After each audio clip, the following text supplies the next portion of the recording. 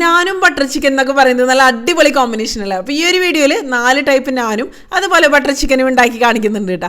അപ്പോൾ നമുക്ക് butter chicken ആദ്യം ഉണ്ടാക്കാം. അതിന് വേണ്ടിയിട്ട് ഇതുപോലെ കുറച്ച് ചിക്കൻ കഷ്ണങ്ങൾ എടുത്തിട്ടുണ്ട്. ഇതിപ്പോൾ ബോൺലെസ് ചിക്കൻ കഷ്ണങ്ങളാണ്, ചെറിയ കഷ്ണങ്ങളായിട്ട് മുറിച്ചെടുത്തിട്ടുണ്ട്. ഇത് നമുക്കൊന്ന് മാരിനേറ്റ് ചെയ്തെടുക്കണം. അപ്പോൾ അതിന് വേണ്ടിയിട്ട് ഇഞ്ചി വെളുത്തുള്ളി ചതച്ചത്, കാശ്മീരി മുളക് പൊടി, ഉപ്പ് എല്ലാം കൂടെ ചേർത്തിട്ട് നമുക്കിതുപോലെ നന്നായിട്ട് കൈവച്ചൊന്ന് മിക്സ് ചെയ്ത് കൊടുക്കാം.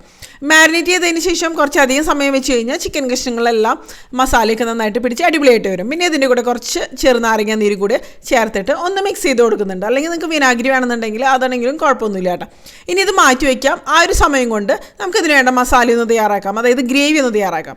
അപ്പോൾ ഒരു കടായിലേക്ക് കുറച്ച് ബട്ടർ ഇട്ട് കൊടുക്കുന്നുണ്ട്. ബട്ടർ ഒന്ന് ഉരുക്കി കഴിയുമ്പോൾ ഇതിലേക്ക് സവാള മുറിച്ചത്, സവാള വലിയ കഷ്ണമായിട്ട് മുറിച്ചതും, അതുപോലെ വെളുത്തുള്ളി ചതച്ചെടുത്തത്, പിന്നെ 2 വലിയ തക്കാളി മുറിച്ചത്, പിന്നെ കുറച്ച് ഒരു 10-15 കാഷ്നട്ട് ഇതിൻ്റെ കൂടെ ചേർക്കുന്നുണ്ട്. ഇതെല്ലാം കൂടെ ഒന്ന് വഴന്ന് വരണം. പിന്നെ ഇതിലേക്ക് വീണ്ടും കാശ്മീരി മുളക് പൊടി തന്നെ ചേർത്ത് കൊടുക്കുന്നത്. അപ്പോഴാണ് നല്ലൊരു ഓറഞ്ചിഷ് കളർ കിട്ടുക. പിന്നെ ഇതിലേക്ക് ഞാൻ ചേർക്കുന്നത് കസൂരി മേത്തിയാണ്, അതായത് ഉലുവയുടെ ഉണങ്ങിയ ഇല. ഇതൊന്ന് ഒരു പാനിലിട്ടിട്ട് ഒന്ന് ചൂടാക്കി എടുക്കുന്നുണ്ട്. അതിനുശേഷം കയ്യിൽ വെച്ച് ഇതുപോലെ ഒന്ന് പൊടിച്ചതിന് ശേഷമാണ് ഇതിലേക്ക് ചേർക്കുന്നത്. ഇതൊരു നല്ല ഫ്ലേവർ തന്നെ കൊടുക്കും ഈ ഒരു കറിക്ക്. അതിനുശേഷം എല്ലാം കൂടെ ഒന്നും കൂടി ഒന്ന് നമുക്ക് ഇളക്കി കൊടുക്കാം കേട്ടോ. ഇനി ഇതിലേക്ക് ഗരം മസാല ആവശ്യത്തിന് തന്നെ ചേർത്ത് കൊടുക്കുന്നുണ്ട്. പിന്നെ വിനാഗിരിയാണ് ചേർത്ത് കൊടുക്കുന്നത് കേട്ടോ. അതിനുശേഷം ഒന്നും കൂടി ഒന്ന് വഴന്ന് വരട്ടെ. പക്ഷേ തക്കാളി ഒരുപാട് മാഷായിട്ട് പേസ്റ്റായിട്ട് വരേണ്ട ആവശ്യമൊന്നുമില്ല. പിന്നെ പഞ്ചസാര ചേർത്ത് കൊടുക്കുക, എന്നാലാണ് ആ ഒരു പെർഫെക്റ്റ് ടേസ്റ്റ് കാര്യങ്ങളൊക്കെ കിട്ടുക. പിന്നെ കുറച്ച് വെള്ളം ഒഴിച്ചിട്ട് ഈ വെള്ളം ഒന്ന് നന്നായിട്ടൊന്ന് തിളച്ച് വരണം. ഇതെല്ലാം കൂടി നമുക്ക് അരച്ചെടുക്കാനുള്ളതാണ്. ഉപ്പൊന്ന് കറക്റ്റ് ചെയ്ത് കൊടുക്കാം നമുക്ക് ഗ്രേവിയിലേക്ക് വേണ്ട ആവശ്യത്തിനുള്ളത്. ഇത് തിളച്ച് വന്നതിന് ശേഷം ഞാൻ ഫ്ലെയിം ഓഫ് ചെയ്ത് കൊടുത്തിട്ടുണ്ട്. ഇതൊന്ന് തണുത്തതിന് ശേഷം നമുക്കിതൊന്ന് നന്നായിട്ട് അരച്ചെടുക്കണം. അപ്പോൾ ഈ ഒരു സമയം കൊണ്ട് നമുക്ക് ചിക്കൻ ഫ്രൈ ചെയ്തെടുക്കാം. അപ്പോൾ അതിന് വേണ്ടിയിട്ട് ഒരു കടായിൽ കുറച്ച് എണ്ണ ഒഴിച്ച് കൊടുത്തിട്ടുണ്ട്.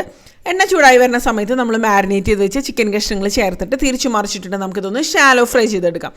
ഒരുപാട് ഡീപ് ഫ്രൈ ചെയ്തെടുക്കേണ്ട ആവശ്യമില്ല, ജ്യൂസി ആയിട്ടുള്ള രീതിയിലായിരിക്കണം ചിക്കൻ കഷ്ണങ്ങൾ നമുക്ക് ഫ്രൈ ചെയ്തെടുക്കേണ്ടത്. അപ്പോഴായിരിക്കും നല്ല പെർഫെക്റ്റ് ആയിട്ടുള്ള ബട്ടർ ചിക്കൻ നമുക്ക് തയ്യാറാക്കിയെടുക്കാൻ പറ്റുക. ഇപ്പോൾ ആവശ്യത്തിന് തന്നെ ഈ ചിക്കൻ കഷ്ണങ്ങളൊക്കെ ഒന്ന് ഫ്രൈ ആയിട്ട് വന്നിട്ടുണ്ട്. ഹൈ ഫ്ലെയിമിൽ വെച്ചിട്ട് തന്നെയാണ് കേട്ടോ ഞാൻ ഇത് ഫ്രൈ ചെയ്തെടുക്കുന്നത്. കാരണം ചിക്കൻ ഒന്ന് ചൂടായിട്ട് വരുമ്പോഴേക്കും അതിൻ്റെ ഉള്ളിൽ നിന്ന് നന്നായിട്ട് വെള്ളമൊക്കെ പുറത്തോട്ട് വരുമല്ലോ. അപ്പോൾ ഹൈ ഫ്ലെയിമിൽ വെച്ച് കൊടുത്താൽ തന്നെ നന്നായിട്ട് വരും. ഇനി കോരി മാറ്റി വയ്ക്കാം നമുക്ക്. അപ്പോഴേക്കും ഞാൻ ഈ ഒരു ഗ്രേവിക്ക് വേണ്ടിയിട്ട് അരച്ചെടുത്തിട്ടുണ്ട്. നമ്മൾ നേരത്തെ വഴറ്റി വെച്ചതെല്ലാം ഇത് കണ്ടില്ലേ, നല്ല അടിപൊളിയായിട്ട് വഴന്ന് വന്നിട്ടുണ്ട്. ഇനി വേറൊരു കടായിൽ കുറച്ച് എണ്ണ ഒഴിച്ച് കൊടുക്കുക, അതുപോലെ കുറച്ച് ബട്ടറും കൂടി ചേർത്ത് കൊടുക്കുക. ബട്ടർ ചിക്കൻ അല്ലേ, ബട്ടറിൻ്റെ ഫ്ലേവർ നന്നായിട്ട് വേണ്ട.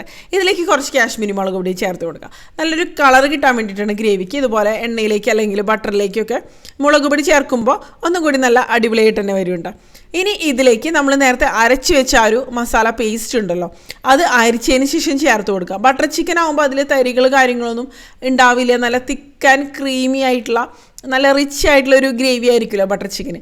അതിനുശേഷം അതൊന്ന് ഇളക്കി കൊടുക്കുക, ഉപ്പൊന്ന് കറക്റ്റ് ചെയ്ത് കൊടുക്കുക.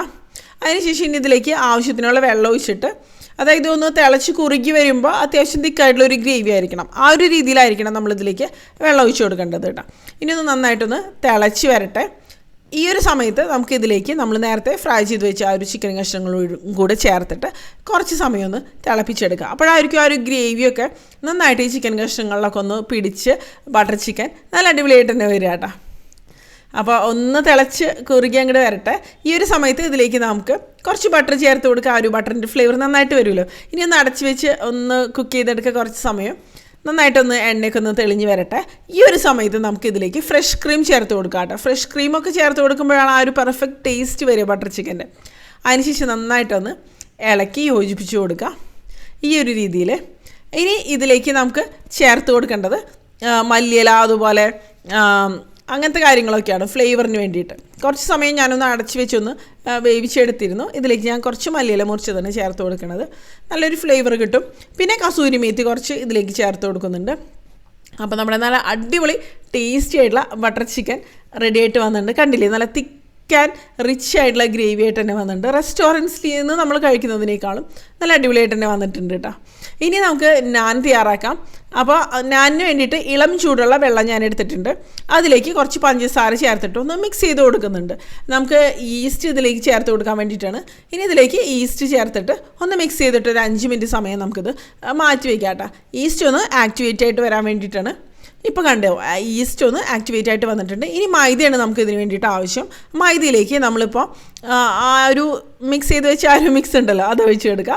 പിന്നെ കുറച്ച് എണ്ണ ഒഴിച്ച് കൊടുക്കുന്നുണ്ട്, ആവശ്യത്തിന് ഉപ്പ് ചേർത്ത് കൊടുക്കുക, നന്നായിട്ടൊന്ന് മിക്സ് ചെയ്ത് കൊടുക്കുക കേട്ടോ. ഈ ഒരു രീതിയിൽ കുറച്ച് വെള്ളം കൂടി ഒഴിച്ചിട്ട് ഒരു സ്റ്റിക്കി ആയിട്ടുള്ള ഒരു ഡോ ആയിട്ട് നമുക്കിതൊന്ന് കുഴച്ചെടുക്കണം. ഒരുപാട് ഹാർഡായിട്ട് ഇരിക്കരുത് കേട്ടോ. കണ്ടില്ലേ, ഈ ഒരു രീതിയിൽ അത്യാവശ്യം ഒന്ന് കുഴച്ച് നമുക്കിതൊന്ന് മാറ്റി വയ്ക്കാം. ഇതൊന്ന് പൊങ്ങി വരണം. അപ്പോൾ അതിൻ്റെ മുകളിൽ കുറച്ച് എണ്ണയും കൂടിയും ഇതുപോലെ ഒന്ന് സ്പ്രെഡ് ചെയ്ത് കൊടുക്കുന്നുണ്ട്. ഇപ്പോൾ കണ്ടോ, ഈ ഒരു മാവ് നന്നായിട്ട് പൊങ്ങി വന്നിട്ടുണ്ട്. ഇനി നമുക്ക് നമ്മുടെ നാൻ തയ്യാറാക്കിയെടുക്കാം. അപ്പോൾ തവയിൽ വെച്ചിട്ടാണ് നമ്മൾ ഈ ഒരു നാൻ തയ്യാറാക്കുന്നത് കേട്ടോ. അപ്പോൾ അതിന് വേണ്ടിയിട്ട് നമുക്ക് ഇതുപോലെ ഒരു ഉരുള എടുക്കാം. അതിന് ശേഷം ഒന്ന് ഉരുട്ടിയെടുക്കുക. എല്ലാം ഞാൻ ഉരുട്ടിയെടുത്തിട്ടുണ്ട്. അതിന് ശേഷം ഇതുപോലെ നീളത്തിൽ നാനിൻ്റെ ഒരു ഷേപ്പിലാണ് നമ്മളിത് പരത്തിയെടുക്കണത് കേട്ടോ. കണ്ടില്ലേ, ഈ ഒരു രീതിയിൽ. ഇനി നമുക്ക് ഇതിൻ്റെ ഒരു ഭാഗത്ത് കുറച്ച് വെള്ളം ഒന്ന് സ്പ്രെഡ് ചെയ്ത് കൊടുക്കാം. അത് തവയിൽ കറക്റ്റായിട്ട് ഇരിക്കാൻ വേണ്ടിയിട്ടാണ് ഒരു ഭാഗത്ത് മാത്രമേ നമ്മളിതുപോലെ വെള്ളം ഒന്ന് ആക്കി കൊടുക്കണത് കേട്ടോ, കൈ വെച്ചിട്ട്. അതിന് ശേഷം നമ്മൾ ഇതുപോലെ ഒരു അയൺ തവയാണ് ഇതിന് വേണ്ടിയിട്ട് ഉപയോഗിക്കുന്നത്. തവ നന്നായിട്ട് ചൂടായതിന് ശേഷം ഇതിലേക്ക് ആ ഒരു വെള്ളം സ്പ്രെഡ് ചെയ്ത ആ ഒരു ഭാഗം ഉണ്ടല്ലോ അത് താഴേക്ക് വെച്ച് കൊടുക്കുക. അതിനുശേഷം കൈ വെച്ചൊന്ന് പതുക്കൊന്ന് പ്രസ് ചെയ്ത് കൊടുക്കുക കേട്ടോ.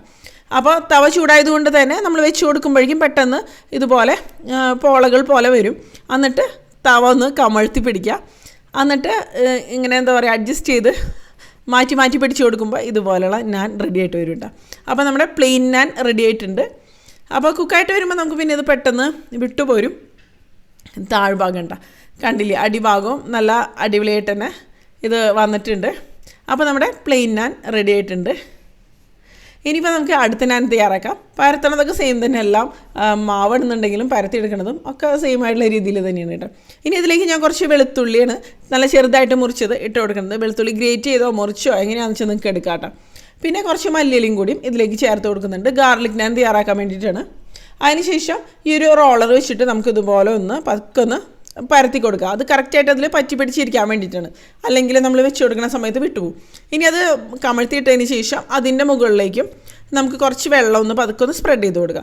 സെയിം നേരത്തെ ചെയ്ത പോലെ തന്നെ ആ വെള്ളം ആക്കിയ ഭാഗം താഴേക്ക് വെച്ച് കൊടുക്കുക, പതുക്കൊന്ന് പ്രസ് ചെയ്ത് കൊടുക്കുക. തവ കമഴ്ത്തി പിടിച്ചതിന് ശേഷം ഇതുപോലെ ഒന്ന് തയ്യാറാക്കിയെടുക്കുക. പെട്ടെന്ന് തന്നെ കുക്കായിട്ട് വരും, ഒരുപാട് സമയമൊന്നും എടുക്കില്ല കേട്ടോ. അപ്പോൾ അതേ നമ്മുടെ ഗാർലിക് നാനും അടിപൊളിയായിട്ട് തന്നെ റെഡി ആയിട്ട് വന്നിട്ടുണ്ട്. കണ്ടില്ലേ. ഇനിയിപ്പോൾ നമുക്ക് അടുത്ത ടൈപ്പ് നാൻ തയ്യാറാക്കാം. അതിന് വേണ്ടിയിട്ട് ഒരു ഉരുളയെടുത്തിട്ട് ഇതുപോലെ ഒന്ന് പരത്തിയെടുക്കാം. ഇനി ഇതിലേക്ക് ഞാൻ അപ്ലൈ ചെയ്ത് കൊടുക്കുന്നത് ബട്ടറാണ്. ബട്ടർ ഒരു ഭാഗത്ത് മാത്രം നമുക്ക് തേച്ച് കൊടുത്താൽ മതി, ബട്ടർ നാൻ ഉണ്ടാക്കാൻ വേണ്ടിയിട്ടാണ്. ഇനി അതിൻ്റെ ബാക്ക് സൈഡിൽ നമുക്ക് വെള്ളം ഇതുപോലെ ഒന്ന് സ്പ്രെഡ് ചെയ്ത് കൊടുക്കാം. അതിന് ശേഷം ചൂടായിട്ടുള്ള ഒരു തവയിൽ ഇതുപോലെ ഒന്ന് വെച്ചിട്ട് നേരത്തെ ചെയ്ത പോലെ തന്നെ പ്രസ് ചെയ്ത് കൊടുക്കാം കേട്ടോ. എന്നിട്ട് പിന്നെ ഈ ഒരു ഭാഗത്ത് ഇതിൻ്റെ മുകൾ ഭാഗത്ത് കുറച്ചും കൂടി ബട്ടർ ഞാൻ അപ്ലൈ ചെയ്ത് കൊടുക്കുന്നുണ്ട്. അപ്പോഴായിരിക്കും ആ ഒരു ബട്ടർ നാനിന് കറക്റ്റായിട്ടുള്ളൊരു ഫ്ലേവർ കാര്യങ്ങളൊക്കെ കിട്ടുക. അതിനുശേഷം നേരത്തെ ചെയ്ത പോലെ തന്നെ തവ കമഴ്ത്തി പിടിച്ചിട്ടൊന്ന് കുക്ക് ചെയ്തെടുക്കാം. അപ്പോൾ നമ്മുടെ ബട്ടർ നാനും റെഡിയായി. ഇനിയിപ്പോൾ അതേ തവയിൽ വെച്ചിട്ട് നമുക്ക് ഈ ഒരു രീതിയിൽ തയ്യാറാക്കാം. സാധാരണ ഇതിപ്പോൾ ഗാർലിക് നാനാണ്, തവയിൽ വെച്ചിട്ട് നോൺ സ്റ്റിക്ക് പാനിൽ വെച്ചിട്ടും ഈ ഒരു രീതിയിൽ തിരിച്ചു മറിച്ചിട്ടിട്ടുണ്ടെങ്കിൽ നിങ്ങൾക്ക് തയ്യാറാക്കാം. ഇനിയിപ്പോൾ അത് വേറെ ഇനത്തിന് വേണ്ടിയിട്ട് ഞാനൊന്ന് പരത്തിയെടുത്തിട്ടുണ്ട്. അതിലേക്ക് ബട്ടർ ഒന്ന് അപ്ലൈ ചെയ്ത് കൊടുക്കുന്നുണ്ട്. ഇത് ലേഡ് നാൻ തയ്യാറാക്കാൻ വേണ്ടിയിട്ടാണ്. ബട്ടർ നന്നായിട്ട് തന്നെ ഒന്ന് അപ്ലൈ ചെയ്ത് കൊടുക്കാം. അതിന് ശേഷം ഇത് നമുക്കൊന്ന് ഇതിൽ കുറച്ചൊരു മൈദ ഇതുപോലെ ഒന്ന് ഇട്ട് കൊടുക്കാം. നമ്മൾ കേരള പൊറോട്ടയൊക്കെ ഉണ്ടാക്കിയില്ലേ ആ ഒരു രീതിയിൽ. എന്നിട്ട് പേപ്പർ ഫാൻ ഉണ്ടാക്കുന്നത് പോലെ ഇതുപോലെ ഒന്ന് ഉണ്ടാക്കിയെടുക്കുക. കേരള പൊറോട്ടയൊക്കെ ഉണ്ടാക്കുന്ന ആ സെയിം രീതി കേട്ടോ. കണ്ടില്ലേ, ഈ ഒരു രീതിയിൽ ആക്കി കൊടുക്കാം.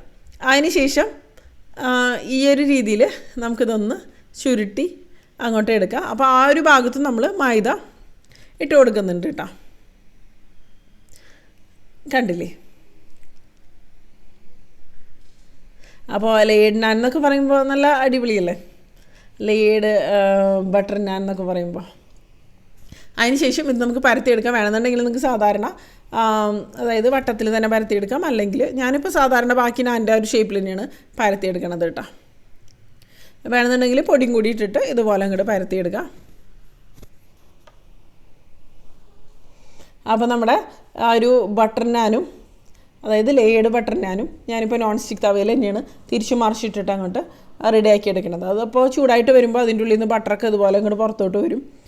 പിന്നെ നമ്മൾ ബട്ടർ വേണമെന്നുണ്ടെങ്കിൽ ഒന്ന് കുക്കായിട്ട് വരുമ്പോൾ ബട്ടർ നമുക്കൊന്ന് ബ്രഷ് ചെയ്ത് കൊടുക്കാം. അപ്പോഴും നന്നായിട്ട് തന്നെ വരും കേട്ടോ ബട്ടർ നാനാകുമ്പോൾ. അപ്പോൾ ഇത് നമ്മുടെ ലേഡ് ബട്ടർ നാനും റെഡി ആയിട്ടുണ്ട്. ഇത് നിങ്ങൾക്ക് വേണമെന്നുണ്ടെങ്കിൽ ഒന്ന് അടിച്ചെടുക്കാം. നമ്മൾ കേരള പൊറോട്ടയൊക്കെ അടിച്ചെടുക്കില്ലേ ആ ഒരു രീതിയിൽ. അപ്പോൾ നമ്മുടെ എല്ലാ ടൈപ്പ് നാനും റെഡി ആയിട്ടുണ്ട്. അപ്പോൾ നാനും ഈ ഒരു ബട്ടർ ചിക്കനും അടിപൊളി കോമ്പിനേഷൻ തന്നെയല്ലേ. അപ്പോൾ എല്ലാവരും തയ്യാറാക്കി നോക്കുക. അതിനുശേഷം നിങ്ങളുടെ അഭിപ്രായങ്ങളൊക്കെ പറയുക. എന്തായാലും ഇഷ്ടപ്പെടും കേട്ടോ.